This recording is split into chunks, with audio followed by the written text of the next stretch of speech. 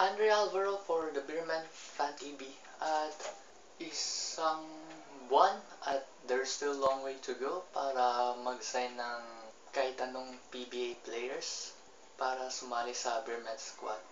Ang wish ko sa Beerman Squad in the future, hindi maisama sa Beerman Squad, it'll be a power forward, a center left back, and a shooting guard.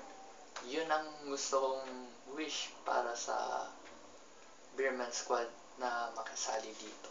Anyway, let us tell us in the comments below in the section below. And like us on Facebook on the Beerman Fan TV. I'm Andre Alvaro, and I'll see you. Salam.